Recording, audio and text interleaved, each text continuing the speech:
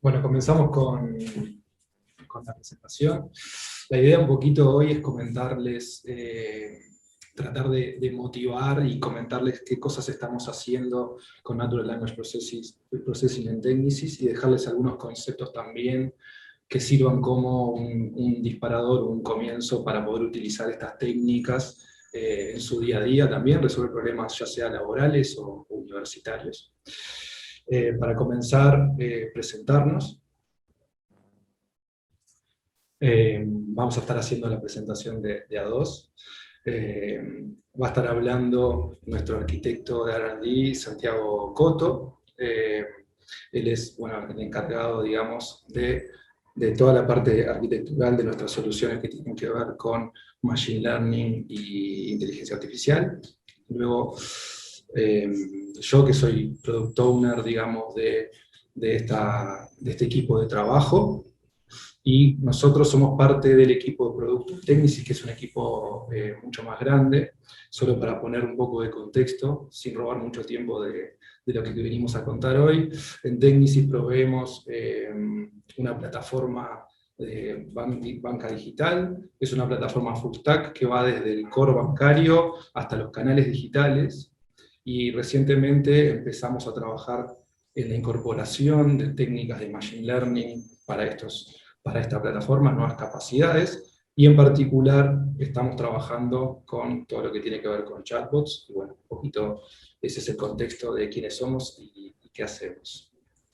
Yendo entonces a la agenda de la presentación de hoy, la idea, como les decía, es bueno, motivar el uso de estas técnicas y bueno, toda la explosión reciente que ha habido y las nuevas cosas que se pueden hacer y resolver con problemas reales. Para eso vamos a tomar unos minutitos en explicar algunos conceptos básicos que nos ayudan a entender cómo las máquinas o las computadoras pueden entender texto. Hacer una mención del estado del arte con una breve evolución para mostrar, digamos, que hace muchos años que se viene trabajando en estas cosas.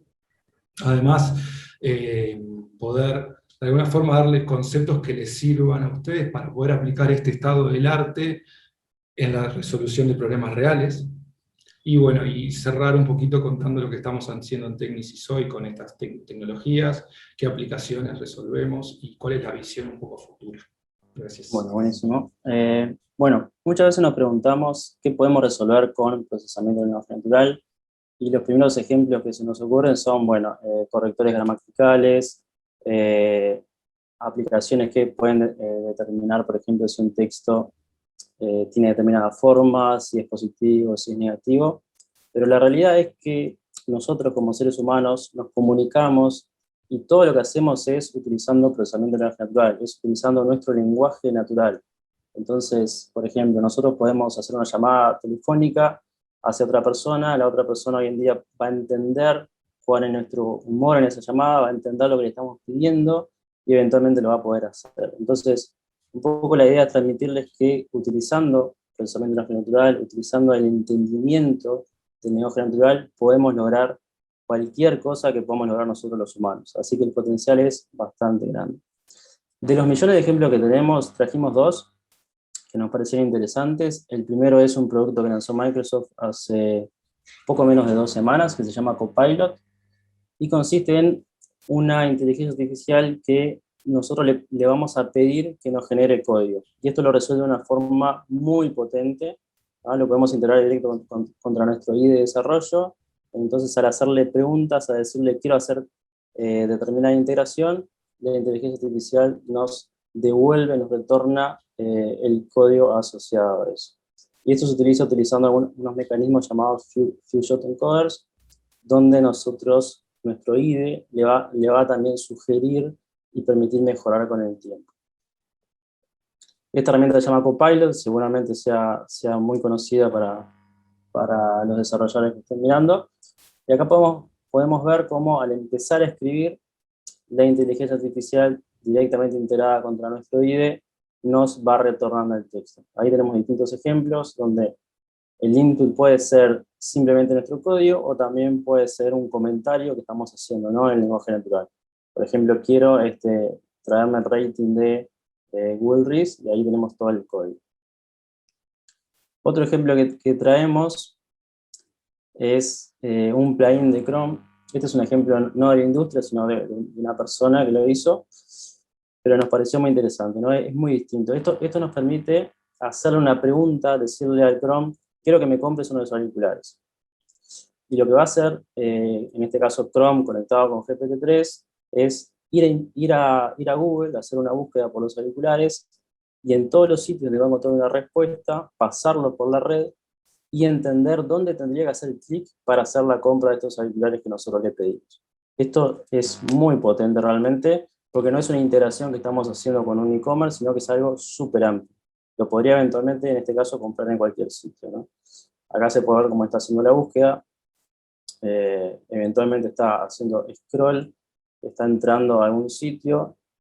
En este caso está haciendo scrapping del sitio, ¿no? O sea, está entendiendo qué propiedades tenemos. Está encontrando un botón que dice agregar al carrito y lo está agregando al carrito. Y esto es un poco para comentarles qué se puede resolver con el procesamiento de lenguaje natural y qué se está haciendo hoy en día. Un poco la idea ahora es comentarle, bueno, cómo hemos llegado hasta acá, qué pasos hemos recorrido en nuestra evolución y luego seguimos con cuál es el estado del arte. Bueno, entonces, rápidamente aprovechamos para, bajo la idea de alguna forma, ayudar a entender cómo las computadoras o las máquinas entienden texto, dejar algunos conceptos importantes a la hora de entender el procesamiento y cómo funcionan estos algoritmos que procesan lenguaje natural. Entonces, la primera pregunta, digamos, o la primera cosa, digamos, que hace tiempo la comunidad científica viene tratando de resolver es cómo podemos hacer para que las computadoras entiendan el texto como lo hacemos nosotros de forma intuitiva, ¿no? Nosotros no tenemos ningún proceso o algoritmo específico, sino que leemos texto y lo entendemos. Entonces, lo vuelve bastante desafiante poder llevar ese conjunto de bits, que es cada palabra, cada oración que tiene una computadora, a algo que pueda ser comprensible. Entonces aparece el primer concepto, digamos, de la representación numérica de estas palabras, de estas frases, de estos documentos, para poder alimentar de alguna forma modelos machine learning que sean capaces de predecir, clasificar y resolver distintos problemas. La idea aquí, si uno lo pensara, digamos, idealmente, estaría bueno que esta representación vectorial de alguna forma capturara la semántica que hay detrás del texto. Pero para no adelantarme, vayamos a la primera representación, o la representación más directa, más straightforward que podemos hacer de un vocabulario, y es lo que se llama one-hot encoding, donde asignamos en distintas dimensiones un 1 para cada palabra de nuestro vocabulario. Ahí podemos ver un ejemplo donde están las palabras Roma, París, Italia y Francia, y cada una se le asigna un 1 en diferentes dimensiones. ¿Ya? Y ahí tenemos una representación numérica que es muy fácil de hacer, en algunos casos puede ser útil, sobre todo cuando los vocabularios son chicos, muy chicos, pero representa algunos problemas, o aparecen algunos problemas cuando crece el vocabulario, ¿no? Estos vectores se transforman en vectores esparsos, que no tienen ninguna relación entre ellos. Ahí claramente podemos ver que la diferencia entre Roma e Italia es la misma entre que París e Italia, cosa que conceptualmente o intuitivamente no debería ser así. Y además otro de los problemas que genera es que la dimensión crece linealmente con la cantidad de palabras en vocabulario, generando ese problema de la maldición de la dimensionalidad, un problema muy conocido en Machine Learning, y ya esta representación no nos favorece o no nos ayuda a poder resolver las diferentes tareas. Por suerte aparece un concepto que se llama los text embeddings, que de alguna forma, a través del análisis de grandes corpus de texto, se puede aprender estas representaciones vectoriales que efectivamente capturan la semántica del texto atrás. Y se pueden hacer operaciones matemáticas que tienen sentido, ¿no? Por ejemplo, ahí vemos, en la imagen vemos, por ejemplo, que la traslación que lleva de hombre a mujer en el espacio matemático es muy similar a la que lleva de rey a reina. Entonces podemos hacer sumas, traslaciones que de alguna forma tienen sentido en el mundo del lenguaje, ¿no? Y esto es muy potente, porque además de trabajar con dimensiones más reducidas, hay mucha información que nos ayuda después a resolver nuestros tasks. Lo interesante de esto es que hoy día hay muchos modelos que se ven por ahí que son reutilizables y ya saben estas representaciones y lo podemos usar en nuestros tasks específicos, los problemas que queramos resolver. Más adelante Coto va a entrar un poquito más en detalle en esto, pero simplemente para mencionarlos, FastText, Glob, Word2Vec, BERT, GPT son algunos de los más conocidos que se pueden utilizar para tener estos espacios matemáticos con semántica. Dicho estos conceptos, vamos a tratar de rápidamente dar una idea del estado del arte. Entonces, para comenzar con eso, era interesante hacer una evolución, o tratar de contar rápidamente cómo evolucionó.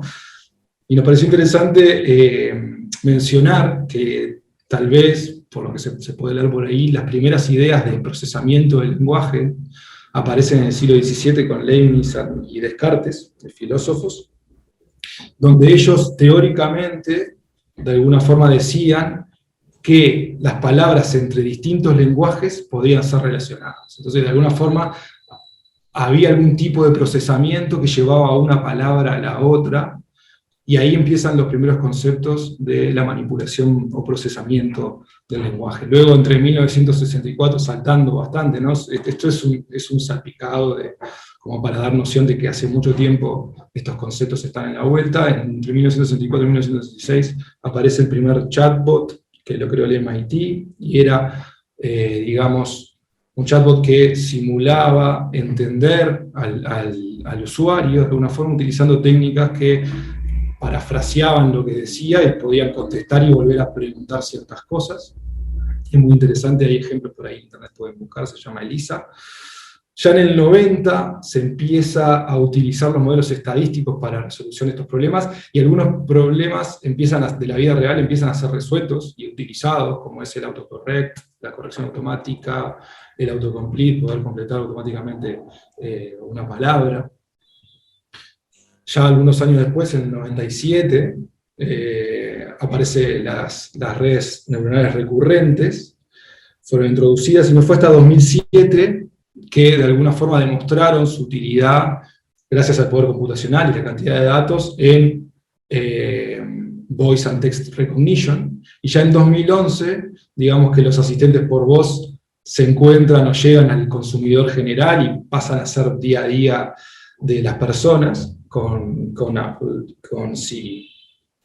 Y yendo rápidamente al final, como un spoiler, hoy en día el estado del arte está dado por estas arquitecturas de redes neuronales, digamos, es como una evolución, o lo que siguió después a las redes recurrentes, que se llaman transformers, y ahí simplemente para dar una mención, día a día usamos BERT a través del buscador de Google, y hay muchos ejemplos y distintas aplicaciones que se pueden encontrar en internet con GPT-2 y GPT-3, que son dos modelos con esta arquitectura de transformer también, que están muy en boca de todos hoy día. Perfecto, Juan.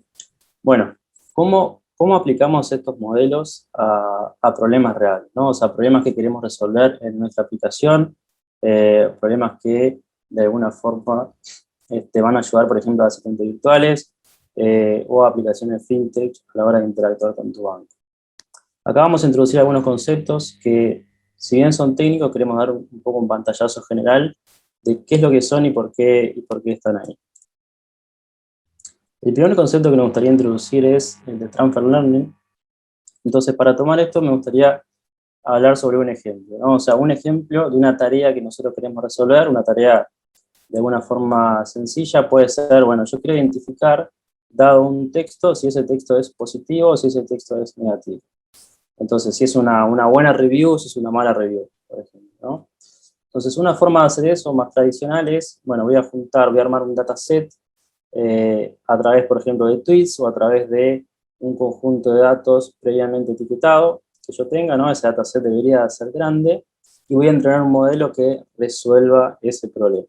Esa es una forma de hacerlo, digamos, más tradicional, donde ahí los problemas que tenemos, los primeros problemas que podemos tener son, bueno, el tamaño de ese dataset, o sea, cómo me hago de ese dataset tan grande, cómo consigo que ese dataset de alguna forma entienda todas las particularidades del lenguaje. Digamos, ese modelo no va a funcionar bien con palabras posiblemente que no existen en ese dataset, con palabras que realmente, digamos, no tengan ningún tipo de relación con las palabras que están ahí dentro. Y digamos, y no se ve muy efectivo esto en el sentido de que, bueno, yo hago este modelo para entrenar los sentimientos y luego lo que quiero hacer es entrenar si la persona está siendo irónica y voy a tener que hacer un modelo completamente nuevo y un dataset completamente nuevo. Y por otra parte, digamos, nosotros seres humanos no aprendemos de esta forma, ¿no? Nosotros seres humanos, cada aprendizaje lo hacemos de alguna forma con conocimiento de aprendizajes previos. Y este es el concepto de transfer learning, ¿no? O sea, es poder entrenar un modelo que aprenda determinada tarea y poder utilizar ese aprendizaje para aprender a realizar tareas más específicas, ¿no? Por ejemplo, yo puedo entrenar un modelo para entender toda la semántica, todas las propiedades de un lenguaje y luego adaptarlo a que entienda lo que es un análisis de sentimientos, un análisis de emociones, una clasificación del texto, y etc. Esta parte del adaptar es lo que también se conoce como target task o fine tuning. Profundizando un poco, este primer lenguaje que va a ser el generador de conocimiento, es lo que se conoce como language modeling. Y consiste en una red neuronal que está entrenada para predecir texto dado texto, ¿no? Entonces ahí, como se ve en la imagen, tenemos nuestra entrada es texto y nuestra salida es texto. Entonces, ¿cómo logramos entrenar estos modelos? Bueno, utilizando la información que está disponible en Internet. Por ejemplo, utilizando toda la información que está en Wikipedia, que está en sitios web que ya están crawleados, o sea, que ya están descargados. Básicamente, utilizando toda la información que está al alcance de nosotros, ¿no? Acá la primera gran ventaja que tenemos es que este modelo no necesita anotación humana, o sea, no necesita personas etiquetándolo, sino que el propio texto va a ser el encargado de hacer el entrenamiento. Ahora vamos a ver cómo. Y otra gran ventaja que tenemos es que al poder entrenarlo con una cantidad muy grande de texto, digamos, nuestro modelo va a aprender particularidades muy interesantes del lenguaje. No solamente lo que está, digamos, en el diccionario, no solamente lo que es estándar, sino todas las particularidades del ser humano y de la forma como nosotros interactuamos, y también, claramente, los problemas que eso puede traer. Bueno, yendo un poco más a lo técnico, acá tenemos un ejemplo de cómo funcionan lenguajes como BERT y como GPT-3, que son muy parecidos. Entonces, imagínense que nosotros tenemos un texto con toda la información que está en Internet. Ese texto lo vamos a segmentar, lo vamos a cortar en partes, y cada una de estas partes lo que vamos a hacer es vamos a tapar, vamos a poner una máscara en alguna de las palabras. Palabras aquí significan tokens, y digamos lo estándar es utilizar palabras más o menos cortas, pero eventualmente se pueden utilizar letras o otros formatos. Entonces aquí en la pantalla se puede ver que yo tengo un texto que dice my dog, algo, a good boy, por ejemplo.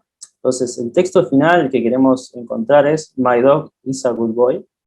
Entonces lo que vamos a hacer acá es tapar esa primera palabra, luego generar, digamos, pasar esto por la red, tener los embeddings que comentaba Juan, y luego tenemos el mecanismo de los transformes, el mecanismo de attentions, que lo que va a hacer acá es, para cada una de las matrices que tenemos, va a predecir sus pesos ponderando los pesos de los que están a la izquierda y a la derecha en este caso, y digamos, y ahí tenemos el resultado final, que son los pesos en este caso de la letra enmascarada, que es is. Muy parecido, esto es Bert o Albert o Roberta de Google. Otro caso muy parecido es GPT-2, GPT-3, que la única diferencia es que el modelo va siempre para adelante, digamos, va siempre para la derecha. Pero la arquitectura es muy similar. Aquí lo que tenemos arriba es la tarea específica, lo que comentaba que también se conoce como fine tuning. En este caso, nuestro fine tuning, digamos, nuestra tarea es predecir la palabra que está masqueada. Ese es nuestro fine tuning. Y esta capa es la que vamos a cambiar, salvo que queramos resolver ese problema solamente, pero si no, es la capa que vamos a cambiar por la tarea específica que queremos resolver. La tarea específica que queremos resolver digamos, puede ser clasificación de texto, puede ser question and answering, análisis de sentimientos, o hay muchísimas más. Entonces, esta es la capa que vamos a poder cambiar. Y para poder cambiar esta capa, que la vamos a sustituir por un clasificador, por ejemplo, ese clasificador va a ser entrenado con muy pocos datos en comparación con el modelo original. Y acá tenemos claramente la ventaja, ¿no? O sea, ya tenemos un modelo que entiende las particularidades de un idioma, por ejemplo, entiende como una persona entendería un idioma, y lo único que vamos a entrenar son algunos ejemplos para ver si esos pesos resultantes, por ejemplo, son positivos o son negativos. Y este es un poco el concepto de Transfer Learning y Fine Tuning. Algunos ejemplos de la última tarea, digamos, de la Downstream Task, pueden ser clasificación de texto, summarization, que es hacer resúmenes, extracción de entidades, que es, por ejemplo, a través de un tweet, entender cuáles son las empresas o personas que están involucradas, generar texto, claramente, hacer traducciones de texto, hacer question and answering, y hay muchas más. Estos son ejemplos, digamos, más técnicos, pero también están los ejemplos que comentamos al principio, ¿no? O sea, de poder hacer cosas más potentes como generar código a partir de una entrada de texto. Y acá nos gustaría comentarles dos flujos de Transfer Learning para poder ver cómo pasan cada una de las partes, ¿no? Entonces, nosotros queremos acá hacer una clasificación de texto para detectar si el texto que está a la izquierda es verdadero o es falso, ¿no? Hacer un detector de si es verdad o si es mentira. Entonces, técnicamente, lo primero que va a pasar es, vamos a tokenizar ese texto. Tokenizar el texto significa partirlo en partes que vamos a poder entender. Una particularidad que surge aquí es que si la palabra es una palabra que no es muy conocida en el diccionario, el tokenizador se va a quedar con la parte que conoce más y la otra la va a dejar por separado. Esto nos da bastantes ventajas en comparación con tecnologías previas, como por ejemplo Word2Vec. Esta tokenización la vamos a pasar por nuestro vocabulario de índices, y esto es lo que lo vamos a pasar por nuestro modelo, por ejemplo, por BERT. Luego, al tener los pesos, que es la parte que se ve arriba, vamos a pasarlo por nuestra tarea que está haciendo el clasificador, que nos va a decir, bueno, si esa frase es verdad o si esa frase es mentira. Este es un ejemplo, digamos, que nuestra entrada es texto. Ahora me gustaría mostrarles también un ejemplo un poco más complejo, que nuestra entrada en realidad no es un texto. Por ejemplo, si nosotros queremos queremos hacer un asistente virtual que sea capaz de tener una personalidad, que sea capaz de entender el contexto en el que está respondiendo, nuestra entrada es un poco más compleja. Nuestra entrada es, bueno, nuestra personalidad, la histórico de conversaciones, el mensaje del usuario y también nuestra propia salida, en el sentido de que estamos generando la secuencia de salidas. Entonces, ¿cómo podemos de alguna forma ingresar todo eso a nuestra red? Tenemos dos formas. Una primera forma es, bueno, concatenar todos esos textos en uno solo y a eso pasarlo como entrada a nuestra red. Eso nos da algunos problemas, como por ejemplo, bueno, que digamos que la red no va a tener una forma tan sencilla de saber que la primera parte siempre es la personalidad y de alguna forma está siempre fija. Y otra forma de resolverlo es, bueno, separar los embeddings, tener 3 embeddings distintos, uno encarado de la personalidad, otro del histórico y otro del texto, y luego concatenar esa secuencia, ¿no? Y esto que está acá es el estado del arte actual para generación de respuestas, y es lo que estamos trabajando hoy en día en Technisys, y nos gustaría comentarles ahora otros ejemplos de aplicaciones que estamos haciendo. Gracias, Coto. Bueno, entonces volviendo a las aplicaciones y cómo estamos utilizando estas técnicas y esta disrupción tecnológica en nuestro día a día y en nuestra plataforma en la que trabajamos. Entonces, ahí hay varios, digamos, hay varios ejemplos, varias distintas tasks en las que trabajamos. Por favor, Coto, la próxima slide. Entonces, como mencionábamos, ¿no? Dentro de lo que es la plataforma Full Stack de Technisys, desde Core a los canales digitales, nosotros trabajamos con capacidades de Machine Learning y específicamente estamos trabajando en el mundo de los chatbots o la comunicación, digamos, cliente-banco a través de lenguaje natural. Y para eso estamos trabajando en lo que tiene que ver con Intent Classification, o es una forma de clasificación de texto donde podemos entender cuál es la intención del usuario, y esto es esencial, digamos, a la hora de poder automáticamente con un bot resolverle los problemas a un cliente, ya sea, por ejemplo, consultar el balance de su cuenta, o entender la respuesta a una pregunta frecuente. Para eso también hay que poder clasificar, digamos, lo que está queriendo el usuario. Además, en nuestra plataforma, una de las características que tiene es poder, de alguna forma, cuando el bot no puede resolver de forma automática, llamar a un humano para que haga el takeover de esa comunicación, para que termine con lo que el cliente necesita. Y ahí, particularmente, estamos usando Sentiment y Emotion Analysis para, de forma automática, poder adelantarse a entender cuándo un cliente va a necesitar ayuda humana, ya sea por frustración o por un sentimiento negativo, y poder triggerearlo automáticamente. También la generación de preguntas, básicamente para poder entrenar estos clasificadores de intenciones, se le debe proveer de ejemplos para que pueda de alguna forma entender qué es lo que está queriendo decir un cliente. Y si bien, como mencionábamos hoy, no tenemos por qué utilizar muchos ejemplos, ya que estamos haciendo de alguna forma un entrenamiento para un task específico, sí, muchas veces es un trabajo tedioso tener que decir de muchas formas distintas lo mismo, entonces ahí estamos usando generación de texto para poder automáticamente completar ese entrenamiento. También el question answering para poder, a través de consultas de lenguaje natural que pueda hacer un usuario, contestarle, generando una respuesta automáticamente a partir de una base de conocimiento del texto. Y también todo lo que tiene que ver con voice recognition, no solo la comunicación a través de chat es utilizada, sino solo también a través de la voz. Entonces ahí es importante las tecnologías de speech to text, text to speech, para poder entender y generar voz hablada para las respuestas.